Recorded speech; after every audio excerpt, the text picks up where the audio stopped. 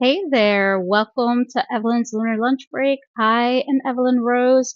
Hopefully the audio is working. I was a couple minutes starting today because my typical uh, recording check showed that for some reason my audio seems to be a little on the weird side. So I apologize in advance if something isn't working. Theoretically, you should be able to hear me. This is going to come out great, and it won't be one of those weird sessions where I prattle on to just myself. So hopefully you all can hear me just fine. If not, just let me know in the chat if there's any issues, and that way we can resolve them on the spot. Because nothing says live like technical issues, right? Okay. So I apologize for last week. I know it was kind of a little last minute. I think I gave a little bit more advance notice than the last time I had to um cancel a session. But I definitely needed the extra day. I had a whole weekend of doing readings over at Little Treasure Shop doing our summerween. So it was like 3 days in a row of dressing up in costumes, having a great time. Readings, it was fantastic. There was also a graduation party for a former student of mine that I went to after one of those days.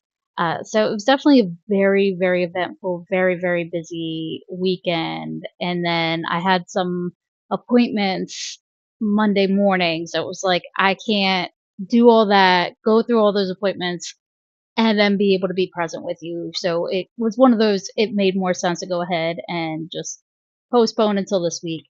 So if you're curious where I was, that's what that was all about.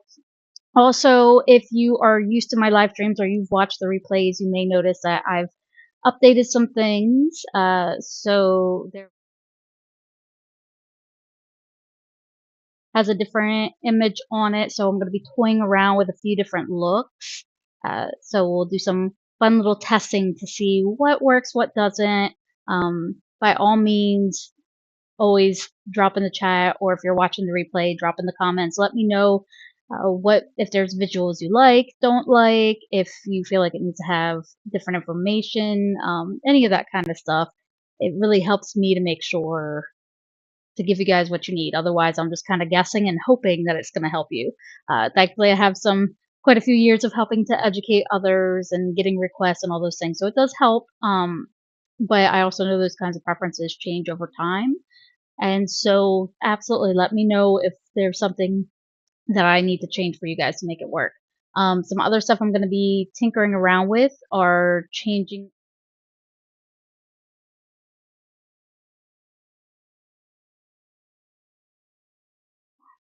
And I'm noticing that because the audio is doing that weird thing, I don't know if you're actually hearing me when I'm talking about these slides.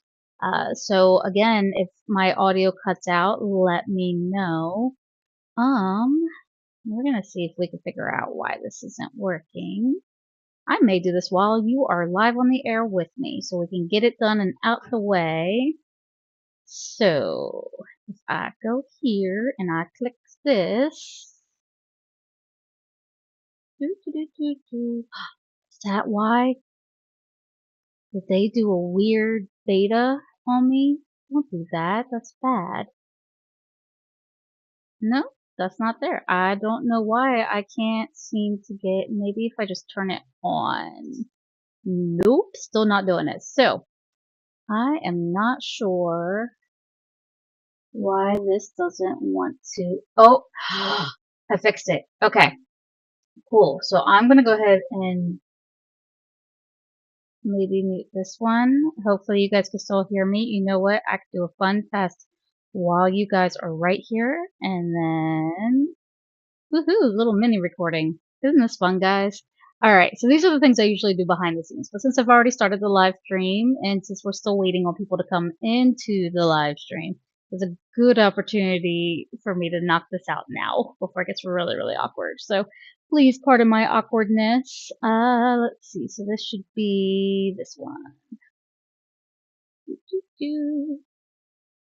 Play.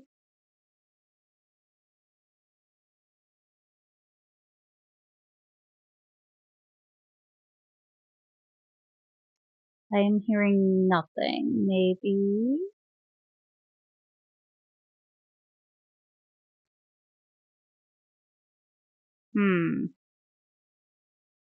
Okay. So if that didn't work, do I have to do it like this? Let's try again. Okay, and stop. Doo, doo, doo. Hopefully that's not the same one. Thank you guys for being patient with me. Okay, so that one worked. Okay, so apparently I have to have both of those on. So we're gonna do one more little quick test, and then I promise we will get started on all the things. So I'll go ahead and do the start recording, and then I just want to flip to a different screen, and we'll skip to the other screen, and then back here, and then that lets me know if this is actually working or not.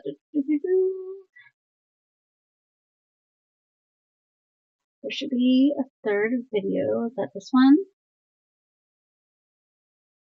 Maybe?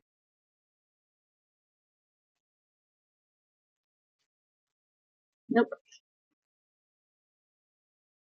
I have too many videos in here now. So now I must start to delete things so I can find the right ones.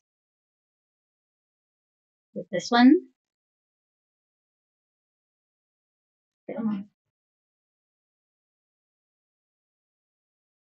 There we go. Okay, we got it. We have resolved all of the sound issues together. All right, thank you guys for being so patient with me and letting me toy around and tinker with that while live. That's always fun.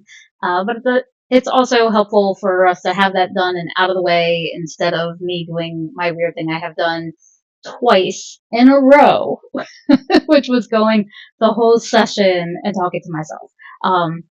That's always fun. All right, so it's like if I don't frame you away from me mumbling to myself in a grocery store, I will do it on YouTube. So let's see. All right, so some things to definitely talk about. Oh, I did want to let you know. So I mentioned just a moment ago. So this is the slides. I'm kind of toying around with the images a little bit for the lunar lunch break, trying to test around some different ideas. Previously, when I first made the lunar lunch break, that kind of like title slide for the recordings, a lot of that was designed with in mind that I wanted to make sure that the Monday sessions and the Saturday sessions were distinctly two different days. And so it would help you to kind of visually quickly catch what was the Monday session of this week, what was the Saturday session of this week, without having to kind of like dig into dates and pull up a calendar and remember and all those things. Those little things that drive me nuts to have to do. But without the Saturday sessions anymore, now it's all just one. So I'm kind of toying around with some different ideas of what I want it to look like. And so we're going to see what performs better in terms of visually and any feedback that you guys give me. So by all means, let me know what you're like and what you're not. I'm also going to be changing out when we do the outros. It's going to be a little different. So I'll have like the update screen like you guys are used to, and then there will be the reminders, and notice how I decluttered the reminders to make it super simple. And then there will be a next step. So whatever like the main thing that we're working on for the week, or whatever the big thing is for the week, that will be what we end on. So hopefully that will help with clarifying some things and it's not as cluttered. And then when I'm doing after the show, when I go back through and I'm adding timestamps to everything, you very quickly and easily find those details. So hopefully these little changes are gonna go a long way to helping you out. You will notice that in that next step, the one that's going to be for today, and I'll say this again when we get to the end, is definitely that workshops and learning needs survey. This was designed with questions in mind for trying to make sure that what I'm working on is what you guys are looking for. We've talked before, and it's been painfully evident that I have that fabulous squirrel brain where it's like, ooh, shiny, what's that? And so I kind of go all over the place with tangents, thoughts. I follow my bliss, if you will, and that bliss involves thoughts that run around my brain like squirrels. So whenever I get into really creative and focusing on things for the business, a lot of times what happens is I'm doing a little of this and a little of that, and ooh, this is a good idea, and I start doing that. And so what I end up with is a ton of different things, and some of it is what you guys are actually in need of and asking for, and some of it is the stuff where you're like, oh, that would be nice to have, but eh. Okay, so my goal is to find a way for us to meet in the middle to where I am using all of my glorious squirrel energy to be focused on those handful of things that are more along the lines of this is what I need right now. It doesn't mean that if you're like me and somebody sends you a survey and you're like, oh my gosh, I love all these things, and you only want me to pick one, it's okay. These are not the I'm never gonna do these things. These are the here's some of the things I'm thinking about doing, but I don't want to overburden myself or you guys. Like I don't want to say, hey, you really need this thing, and the reality is, well, you do, but you don't need it right this moment. What you really need right this moment is this other thing over here that you haven't made yet.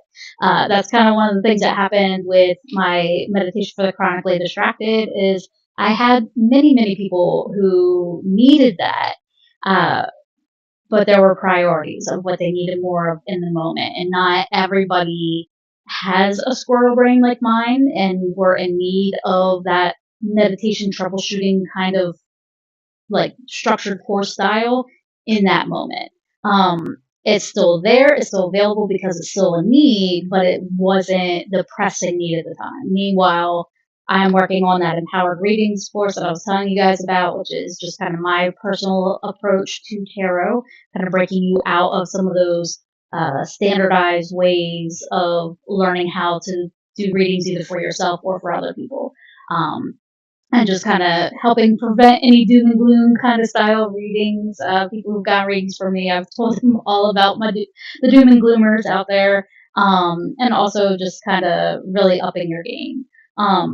And I know that's one that you guys have been asking me for a while now, so that is definitely in the works, as are a few other things. So please definitely, again, that workshop survey, it's really about you being able to provide some feedback to me to make sure that I stay focused on what you need. And on that same vein, you'll notice for those who are subscribers to the newsletter, if you are part of the messages in the Moonlight Discord, any of those, you know that I've been kind of putting out some polls and reaching out and things about changes that I'm making. So, like, if you looked last week at the website, you'll notice there were some changes to the navigation. I am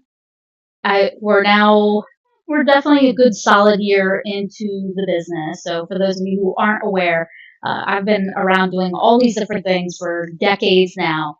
But the Evylyn Rose as a business, as an empowerment guide, as a tarot reader professionally, I only launched the business around, say, about March of last year. So I was still in the classroom as a teacher at that time. So it took me a few months to really kind of sit down. So I really didn't get started really working on it and developing the business until around this time last year. So now that I'm a year in, it's time to kind of take a look at all those crazy squirrel brain ideas that I had and really kind of consolidate and make it nice so we're not all getting confused. Because I know my brain got scattered in a million different directions.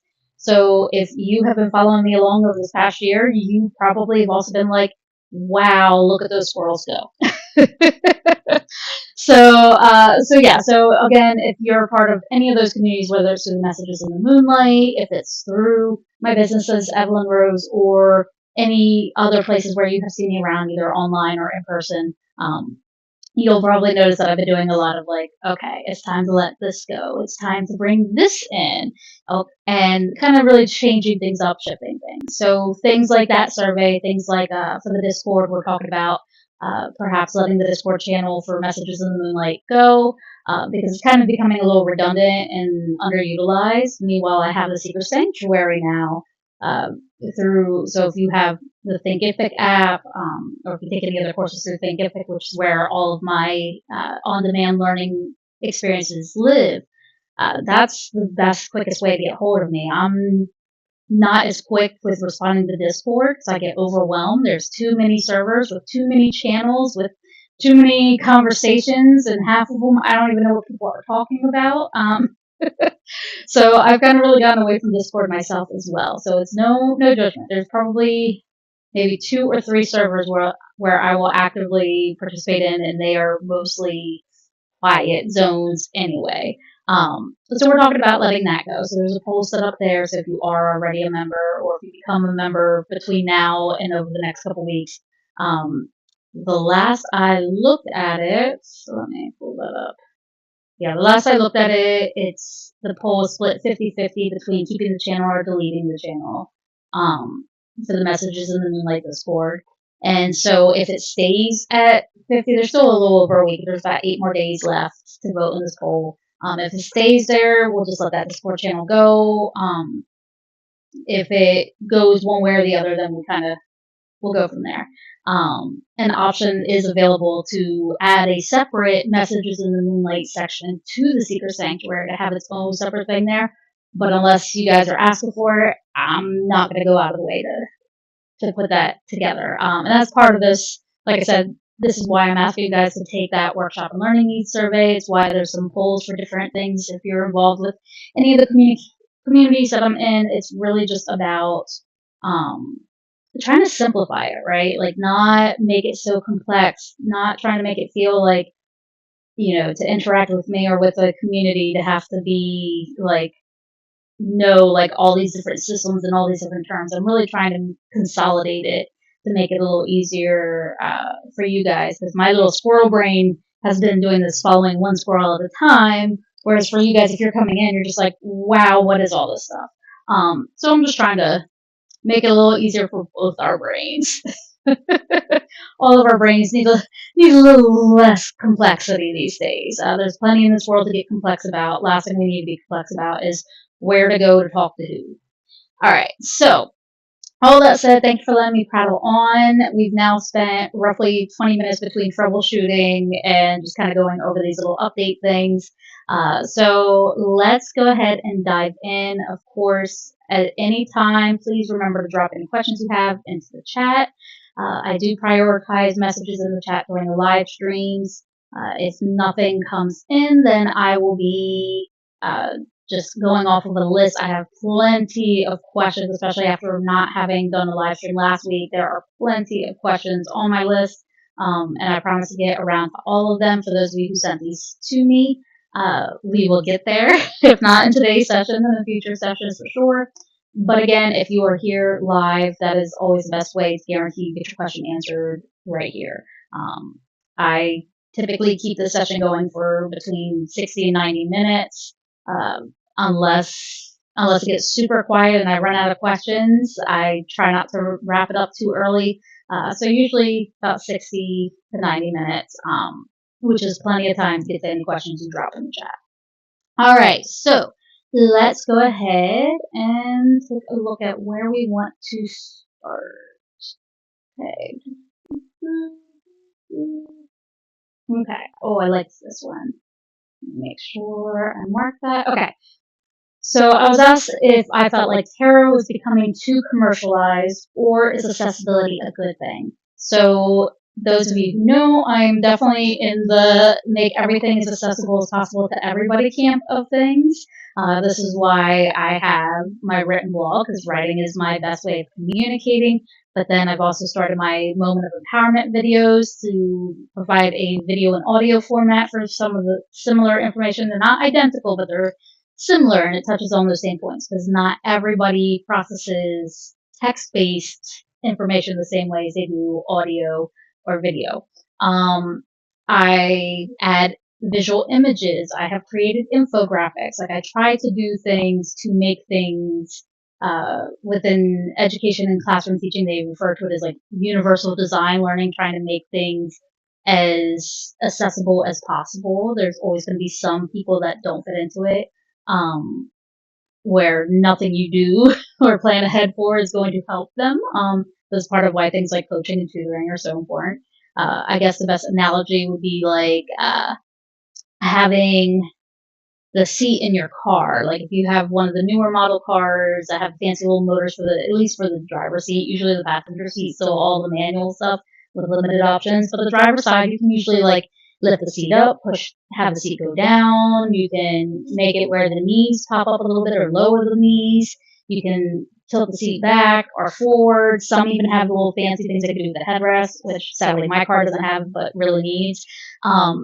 There's all these different things. The wheel itself usually has like a little lever to where you can kind of lift it up or pull it down closer to your legs. So there's all these different ways to adjust that driver's seat within your car, which actually started in for pilots and planes, which is always a fun fact. But anyway, that's me nerding out on knowing too many things. So the point is that those seat things are designed so that as many people as possible can fit comfortably into that driver's seat. They have so many different ways that they can adjust it that the vast majority of people who drive are going to be able to drive comfortably and make it ergonomically helpful and appropriate for them. That said, does 100% of the human population who can and want to drive, do they fit into those seats? Nope. Okay. So when we talk about things like universal design, learning, accessibility, and things like that, it's always a good thing to make it as accessible as possible, but you're not always going to be able to make everything 100% accessible to 100% of the people. So in the case of tarot, putting out tons of different decks, having a wide variety of depictions of the same universal archetypes to speak to different, imagery and themes and symbols to really help to understand these archetypes. Being able to have so many different teachers teaching them. Like I talk about my free Tarot 101 all the time, and it's a great entry point into it, but there are millions of Tarot 101 courses out there.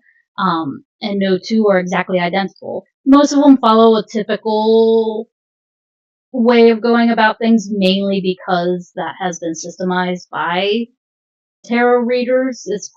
Tends to be part of the tarot reader training is to learn how to give a Tarot 101 course. So for the most part, it's a little bit formulaic, I guess you would say.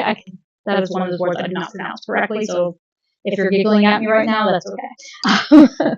But again, the point is that it was designed to be more accessible, but it is not the only one. And sometimes the sound of my voice might not be for you. The way I talk, the excessive ums that it would actually be more awkward for me to edit out than just leave them in.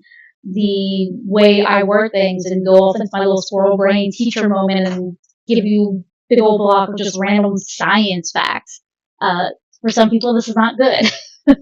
And that's okay. This is why there are so many out there. There is a wide variety. And so that is that accessibility piece. So do I think the accessibility is a good thing? Absolutely 100%. That said, is it becoming too commercialized? Also, yes. For the most part, it's not any worse than it's ever been. It's just the volume of available things. So the decks, the books, all that, there's a ton of it, and not all of it's very good. Some of it's quite crappy. Case in point, almost every big movie with like a cult following these days like has its own tarot deck, and they're not all great. Some who have come and gotten readings from me know that I have this really awesome Sailor Moon tarot deck, and it was created by an artist based out of Germany who was a huge Sailor Moon fan and a huge tarot enthusiast. And she really knows her stuff. So not just the Sailor Moon manga and cartoon and or anime and all the things, and not just all tarot. Like she knows both of these universes so intimately that she created this phenomenal deck. I'll have to try to remember to get a link to. I think I found her on Etsy, so I'll have to see if that's still available, and I'll share a link in the video notes. But she was amazing with putting these things together in a way that worked.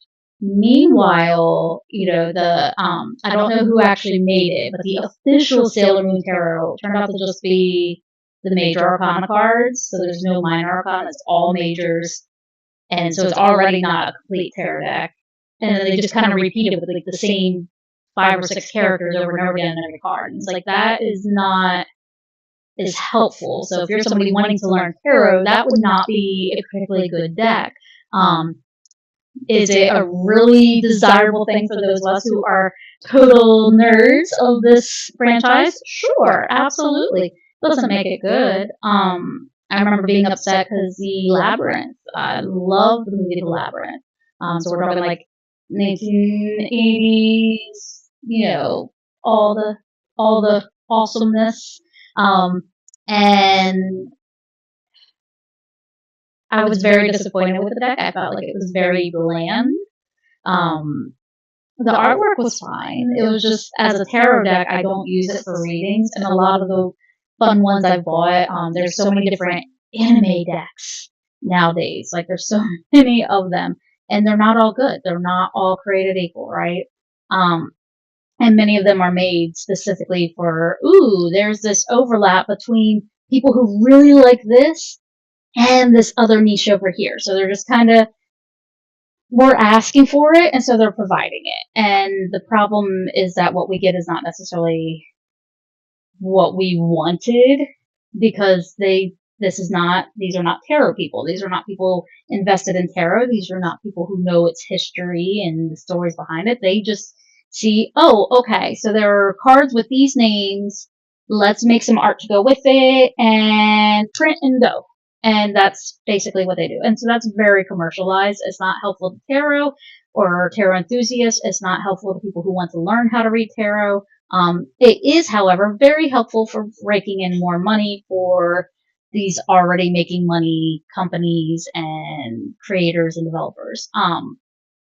So yes, tarot is becoming too commercialized. Maybe not necessarily as much as some people feel. Like, I am okay with there being hundreds and thousands of different decks, because again, that does create accessibility. But so many of those decks are, and it's usually when they come, they're based on like a movie or something of that nature. They tend to not be as good as we think they're going to be, and it really boils down to who's making it, what was the intent behind it, and did they do it? Did they like actually bring in somebody who is affiliated with tarot deeply enough to be able to recognize it? Kind of like that artist in Germany. She wasn't paid by the company or anything to do it. It was her own personal creative project. But it fulfilled the need that those of us who were asking for a Sailor Moon tarot deck wanted, was an actual deck that really spoke with the symbols and spoke to those universal themes. But what ended up coming directly from the creators was just not what you wanted. It's cool if you've got it, like, it's beautiful, but it's not very practical for tarot readings. And that's how a lot of those decks are. So yes, kind of a bit of both. The accessibility is always a good thing. I've never seen accessibility be a bad thing. I'm sure somebody out there will find some very humorous, facepalm moment example. But generally speaking, I've never seen accessibility be a bad thing. But it can also be both. It can be, yay, accessibility, and boo, couldn't you actually put some heart into this idea? So yeah, it could definitely be both. And let's see. So I'm gonna go ahead and switch on to another question. Okay. Somebody got super specific for me. So of course we're in 2026 at the time of this live stream. So if you're watching a replay later on, so the question was, what makes someone a credible tarot reader in 2026? So credibility, we talk about this as being that thing like, this is a person who knows what they're talking about. This is a person who you can generally trust what they have to say.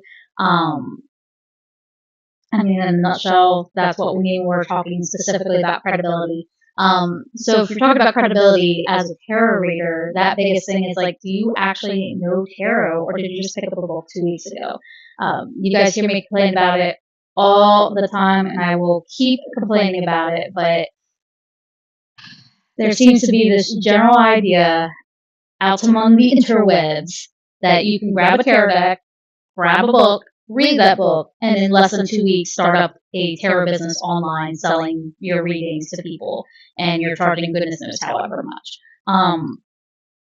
No, that would not be your credible tarot reader. That would be what I would call more like a dabbler, or, I mean, we used to refer to it as like newbie or noobs, but a little bit of the, I guess, internet and gamer slang, but we used to refer to those as like the newbie, like they're just starting out. I would not want somebody who just picked up the first tarot deck yesterday to be doing readings for me and expecting me to pay for them. That said, if I'm in a workshop or I'm in a, if you've ever been to, I guess you would call it kind of like a tarot share, kind of like how there's Reiki shares where like you can practice doing Reiki on each other. For people learning Reiki, it's like a way to, an opportunity to like expand their practice. And there's other things called Reiki share that's a little different, but that's what I was first introduced to that term as. And you can do something like that with tarot, where it's like a group of people come together and they just kind of do readings for each other, and it's a great opportunity to really practice, hone your skills, get to see and experience different styles and approaches and understandings, being able to kind of like bounce ideas back and forth with each other, like, you know what, I'm kind of feeling this, but doesn't this card usually mean like XYZ? And they can be like, well, yeah, but also you're spot on, or could you maybe mean this? Okay, so those are really great opportunities for learning a little more. And now if you're 2 weeks in to learning stuff and that's what you're doing, or you're putting that in a thing together where some groups of you can get together and do that kind of stuff, whether virtually, online, or in person, like, sure. But when you're saying credibility as a tarot reader, if you're talking about like that person that you're going to go to, you're going to get readings and you can trust what they have to say, yeah, you need somebody who actually not just knows tarot, but also knows how to talk to other people. One of the big things we see come up that's problematic, and when I say we, I don't even just mean tarot readers and other spiritual teachers. Like, we're seeing this within medical health, mental health, just general community. Some of our local politicians, I talk with them as well about this need for some sort of regulation that doesn't do what some past attempts at regulation. This is where there was the like anti-witchcraft laws in the UK, like back in the day, was because you had people who were scamming and all this different stuff. So they're just like, we'll just ban it all. And so we don't necessarily need that kind of regulation. We need the kind of stuff where it's like, okay, somebody can't just say this. Like, there needs to be some level of, this person has gone through, some sort of training program, so like trauma-informed care, before they put themselves in a position to dive into people's personal lives and position themselves as a professional in that kind of way. That, I think, really bothers me the most about that is somebody who hasn't been trained or doesn't have any sort of natural ability to use something simple as tact. So tactfulness is that being able to say things and be honest and truthful without being a jerk or like completely triggering somebody's emotions in any sort of way. I have been told horror stories from multiple people about readings that they have gotten where the readers lay out the cards and like just will say things as like, you don't talk to people like that. Like, sure, you want to talk to somebody like that, that's like your friend and you're hanging out and you guys realize something together and just word salad pops out, sure, whatever. But this is somebody coming to you, paying you money, understanding that you are a professional and they're supposed to be able to trust you, and that's the kind of stuff you're saying. That's where credibility becomes an issue for me. Those are, in 2026, your tarot readers should know how to talk to you. They should know how to do trauma-informed care. I'm not saying like they need to have medical background and be able to do, actual hands-on medicine with you. I'm talking just being able to recognize the best way to word things to not cause harm to the person across from them. To recognize if something that they do say, no matter how they said it, if the person across from them is getting emotional in any sort of way, whether that's, like they're starting to feel like a little attacked, or if it's like, oh wow, I think they're hurting now. There's that empathy piece where they should be able to recognize, like, hey, I need to back off this, or I need to maybe suggest something, regardless of what the reading is saying. I may also need to be like, hey, do you need me to call somebody? Do you need me to help you find some resources? Depending on the specifics of the situation, that can get really different each time. But if you're not trained with that basic kind of like, think of you think of like firefighters, like their job is go in and fight fires, but they still have to be trained to be first responders, because they may get called to a scene and show up and be the first ones there, and like somebody needs medical care. They have to be trained to be able to handle those moments. It's kind of like that when it comes to tarot. It's like you aren't expected to be a full, psychologist level expert in human behavior and mental health and helping people, but you do need to have some, like, at least like first responder level in that domain, of how to talk with people and how to handle those moments when emotions start to run high.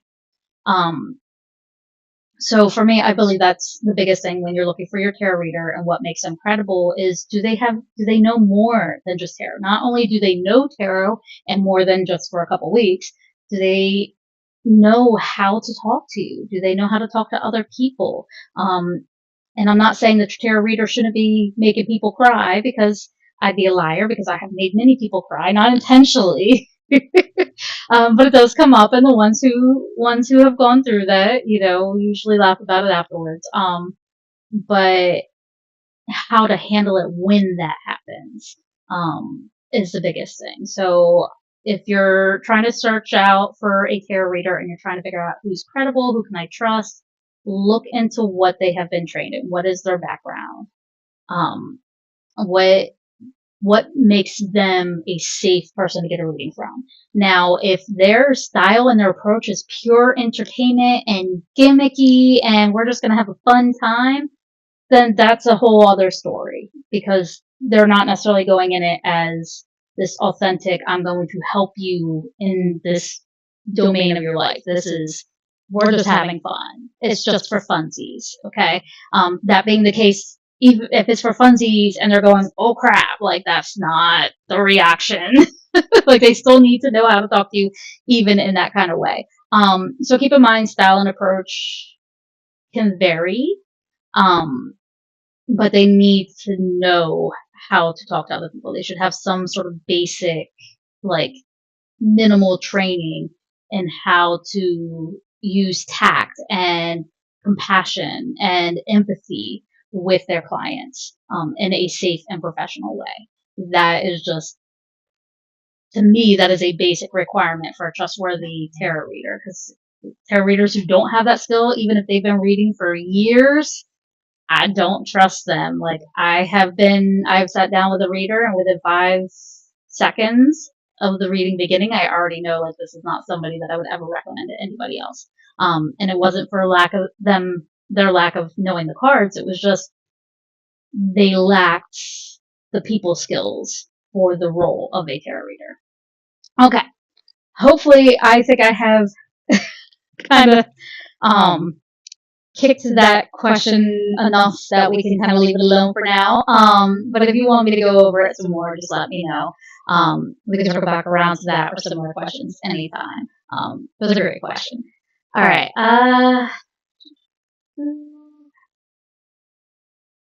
Okay. Well, and since I was just talking about different styles and approaches, and I feel like I may have answered this or a similar question before, but we'll tackle it again anyway.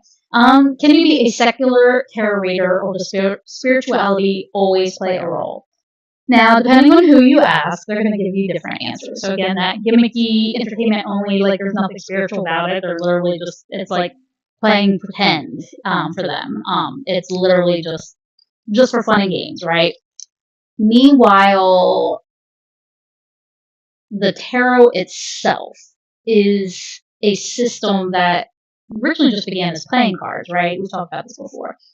And when it finally started to be something different, when we started to use it as a divination method, it was within this idea of spirituality.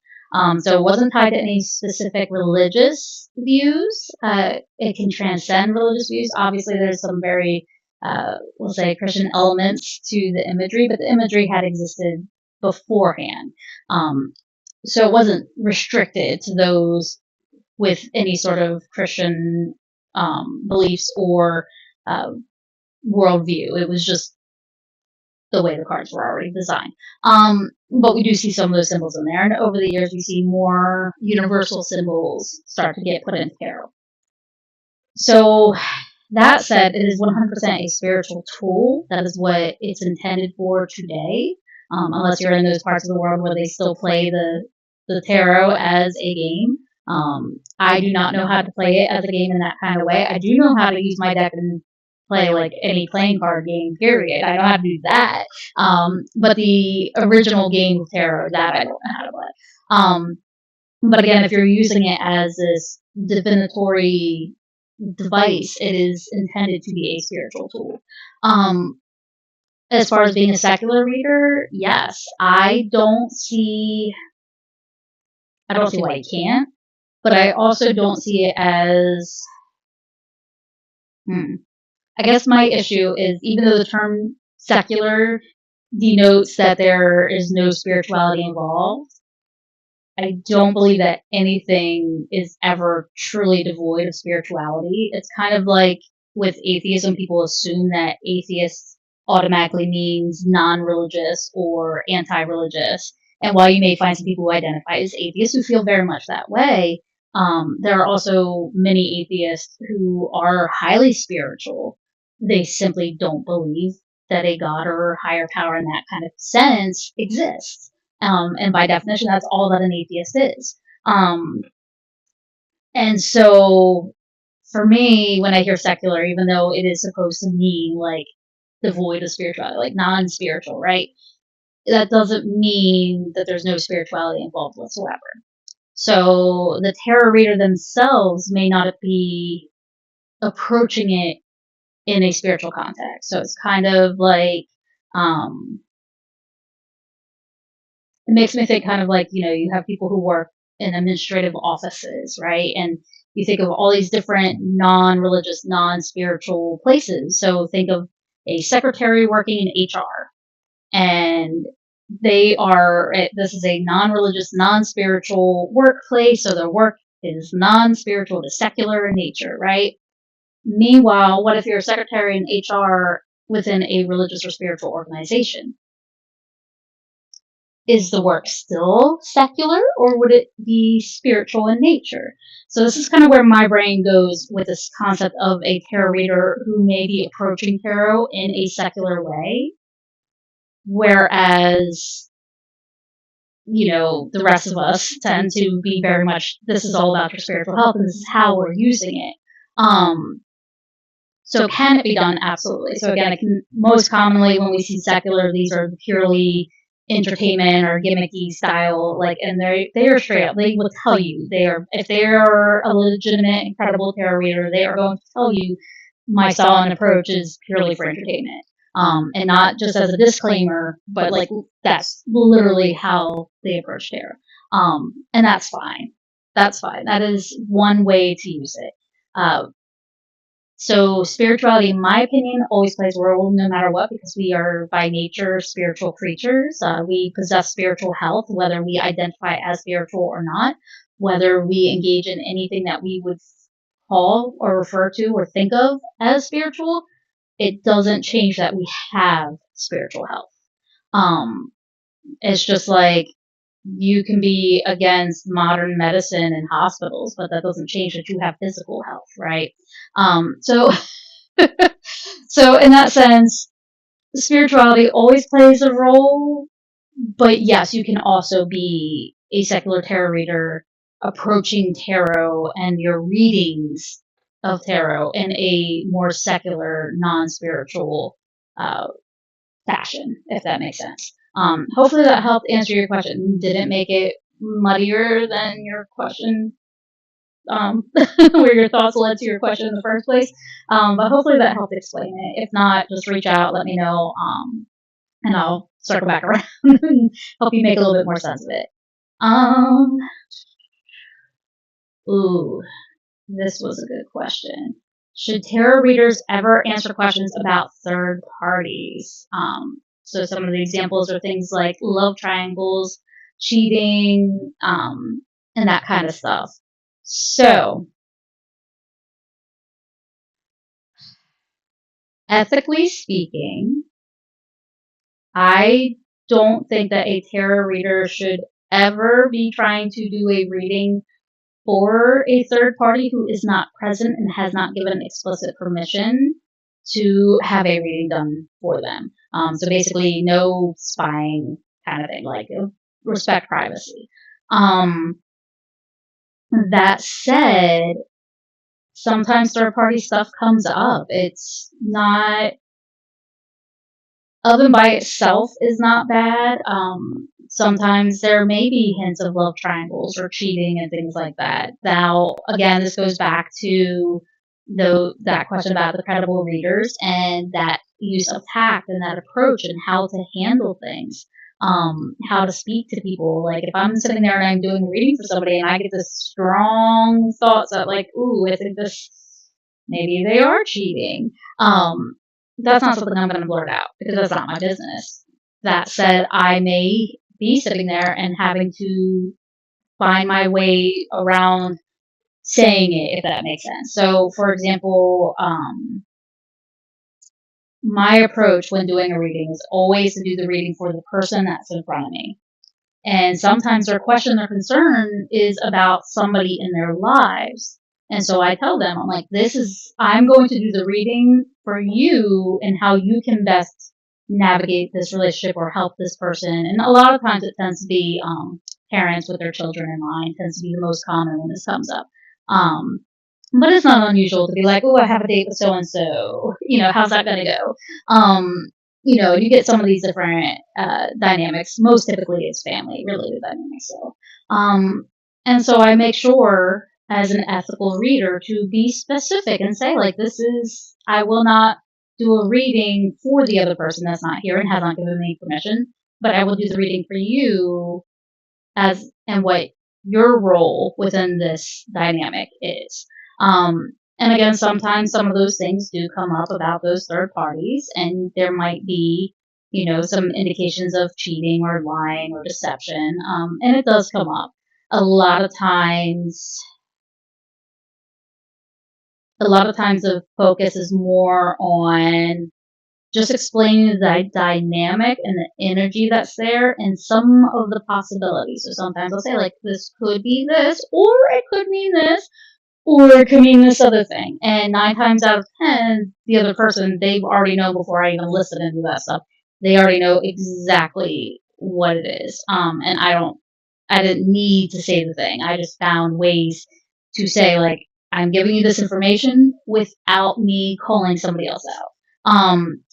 That's not to say be shady and, manipulative or anything like that, but it's more about, is it even your business? Just because somebody came to you and asked you to find out this information, it's kind of like, are you trying to be a private eye kind of detective situation? Or is your goal to be a spiritual provider, a spiritual guide, and offering this support to somebody? And so it kind of comes back to that role. It doesn't mean go around, it's not ethical to go around and say, oh, dude, your boyfriend's so cheating on you. That's not your business. And that's one of those things where you establish that boundary before you even begin the reading and say, like, look, this is not a thing that I talk about. That said, if things come up, there's nothing saying that you can't offer support in that kind of way. To help them with understanding what's going on in their lives. Okay, let's see. So hopefully that helped to answer it. Again, I can always come back around to any of these questions if I get a little too squirrel-brained and kind of miss the mark on your question. Okay, here's another good one that kind of goes along with a couple of the things that we've talked about already. So, what separates a beginning tarot reader from an advanced one? So, with our beginner tarot readers, these are the typically a beginner, you're going to spot them by the level of confidence that they have. Because it's just like anything new. So think about any really complex skill. Maybe it's a musical instrument. Maybe it's a new system of doing mathematics. Maybe new computer software. Whatever that thing is that you're not like an instant pro at, like one of those like naturally talented that makes all the rest of us like glare with jealousy and envy. But something that normal, wow, I'm brand new to this thing, and this is going to take me a long time to really practice and learn this. Um, when we see them, it usually doesn't come out so great. So think of like the kids. So around here, they do it in third grade. They learn the recorder, right? And like when they're first learning it, it sounds really god awful, and you're just like, "Good job, kiddo." Um, and it's over time as they do practice, they get really, really good at it, right? And eventually it's like, "Ooh, will you play that for me?" And it starts to sound really good. And so we see that same thing with tarot readers. It starts off with this really just like, we're tinkering around. We're just going to see what this is all about. We're referencing the little booklet. We are like, how does this make sense? And we're kind of talking to each other and trying to work it out. And it kind of starts off there. And then over time, there's a little less of going to the book. There's a little more of being able to look at a card and realize it's not just a keyword or buzzword. Like there's more to it. We're starting to understand things. We can do more than just a 1 or 3 card reading. We can like have a full 10 card layout in front of us and be able to really intricately not just read the individual cards, but read how they all interact and like have an overall message. So it varies on the way, and at what point do you say this is advanced reading versus beginner reading is really going to be more subjective than anything else. There's some stuff where I'm like, you're you've got the skills, you're there, and like just the confidence piece is missing that littlest bit. Um, and so they are technically, in my opinion, in the advanced stages. But they might feel more like a beginner, or somebody else who their idea of an advanced reader is like they never reference any materials ever. In which case, I'm like, then nobody's ever an advanced tarot reader because we all reference something. It's just like any art, just like any skill or science or anything, there's always continuous learning involved. There's different styles, there's different approaches. We were talking just a few minutes ago about different decks that exist, right? So there's so much to it that even the most advanced tarot readers are still learning something somewhere. Uh, so if you think advanced means like, oh, they know it all and they don't need anybody, that's never true of anything, and that's not even just tarot specific. That's never true of any skill out there, or knowledge. But it can feel that way to somebody who's new and doesn't know anything about it. Like they can feel like that guru, right, who just seems to mystically know everything. Um, and that can be that sign of advance. Me, I think it's more of like this little gray area where they kind of seem like they're acting more like a beginner, but they're actually beyond like the newbie beginner, like I'm still trying to get my tarot feet under me kind of thing. But yeah, the beginners are usually the easiest to spot because they look like somebody who just picked up that instrument for the first time and is still tinkering and trying to figure out how it works. And maybe they can play a chord or two, and that's about it. And but eventually they get to a point where they can do a whole song, and then they have a few songs, and then over time, eventually it's like, wow, you know what? I think I might even dabble with doing my own music and making my own little sound here. And that's when they go from that beginner into those advanced stages, right? And it's the same thing with tarot when they're just everything's got to be by the book, and even then they're still kind of like I don't really know what's going on here. I'm just guessing, and eventually they hit that point where it's like they're just creating for themselves. I'm definitely one of those. My brain did not handle going through books and learning spreads. I know many readers like that was their thing. Was they studied spread after spread after spread, and I had some of that, and I've used some of those for inspiration at times. But for the most part, my system of readings as I learned to read I tended to have more success once I got to the point of just creating my own spreads on the spot. No two readings being exactly the same, sometimes never did. There's some, like, I used it one time only spreads. They were just unique for that particular reading. That's when those are definitely in the realm of advanced, when you're at that level that you're creating on the spot for sure. But I would say even at this point where you're creating, and maybe you're not at the beginner stage. If you're creating at all, you're already going into that advanced territory versus that behavior. Like, I really need to learn to crawl and walk before I can start running with this. Okay. So by the time you're getting to that point of, like, you're walking just fine and dandy, you're not holding on to anything, you're past beginner stage. All right, so I'm looking at the time. I know we spent a lot of time in the beginning of this session.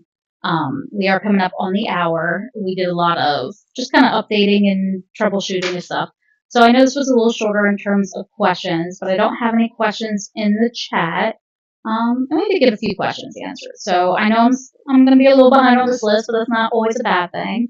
But I will go ahead and get us into our outro. So let's see if I do this right. Okay. Woohoo, so far so good.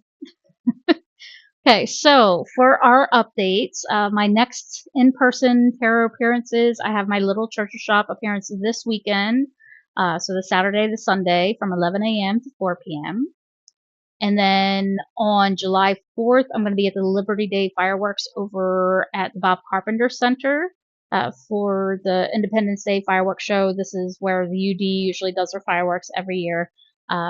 This should be really fun for me if you want to come and see me look like crazy-eyed in front of, like, a massively large crowd. I usually avoid going to the fireworks.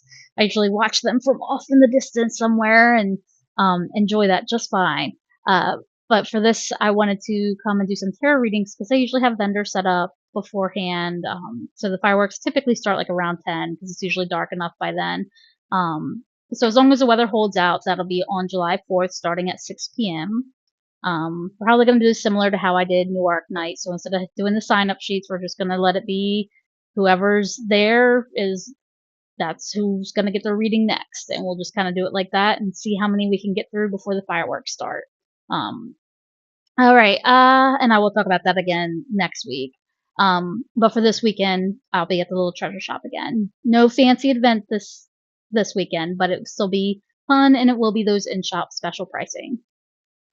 All right, and then for the June blog post, I know I said like 2 weeks ago that I was going to have it done that week. It actually took me until last week to finally publish it because I had written it and forgot to actually put all the bells and whistles and publish it. So that is finally published on the website. I'll make sure the link is in the show notes.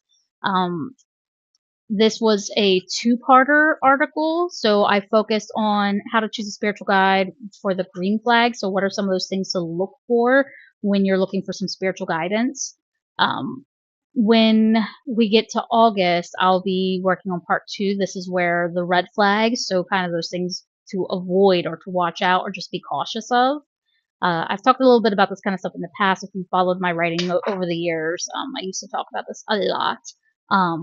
But it's going to be part 2 of this blog post in particular, just to kind of help you stay safe when you're out there seeking spiritual guidance from others that you may be less familiar with. For July, I'll end up doing, of course, as a military veteran, I have to speak to the 250th anniversary of the country. So definitely be on the lookout for that, and I'll talk more about that as we get there. In the meantime, behind the scenes, of course, I'm still working on the Hell Story re-release. That'll be the next thing that comes out. The Empowered Readings course, I was talking about this a little bit earlier during the question sessions. This one is still in the works. I do not have the release date yet. Once I do, I'll be sure to share it with you guys. And of course, the A Moment of Empowerment videos, they tend to go along with the topics of the blog. So again, they are not identical. So if you've read the blog post, you'll still want to watch the videos. And if you've watched the videos, you'll definitely want to check out the blog posts. I'm still trying to aim for about 2 of these a month, at least until we get caught up to where I have at least once a month. But it's just a video series. I do have a playlist set up with them so that you can watch all of them within the series. Just kind of help bring a little bit of empowerment to your day. All right. And then for our reminders, as always, definitely subscribe to the newsletter. This is a monthly email-based newsletter, so you don't have to worry about me jumping into your email box like a million times a day. I'm just gonna once a month send out all this information. It can look like a lot, but I do have it visually broken up. So if there's only one thing you're interested in keeping up on, maybe that's the blog, maybe that's if there's any special events or new releases of things. There's different sections within that newsletter. So like if all you do is focus on that one section of the newsletter, I got you. It'll just be once a month in your inbox and you can scroll right to it. All right. If you haven't already, make sure to enroll in the Tarot 101 with Evylyn Rose. It's free for seekers and skeptics alike. Even if you are, a seasoned reader and you know all the stuff, it's still worthwhile to check out. Enrolling in it also does give you access to the Seeker Sanctuary, which is that online learning community I was talking about earlier in the stream. And of course, follow me on social media. There's going to be some changes with that as well. Instead of listing out all the different social media I used to, I'm going to be sticking with Blue Sky and YouTube. These have been my most active, and it is just easier for me to maintain than trying to maintain all the different social medias. So while I'm not deleting any of those other social media accounts, these will be the two to keep an eye on and follow for the most up to date post from me. And then finally, we're going to end on our next steps. So again, I mentioned this at the beginning of the stream. Please make sure to take the workshop and learning needs survey. This survey I've updated the questions from earlier this year. It's all about me getting clear on what you need and what you want to see created next. It helps me stay focused and it helps you to get what you want. If you haven't already, make sure to subscribe to this channel. It lets you know the next time I'll be live, which of course is going to be the Mondays at 1 p.m. You can always submit questions via email or social media. Again, Blue Sky and YouTube are the best places to do that. You can also like this video and comment below to help you and others find more videos like this. And as always, keep radiating hope into the world.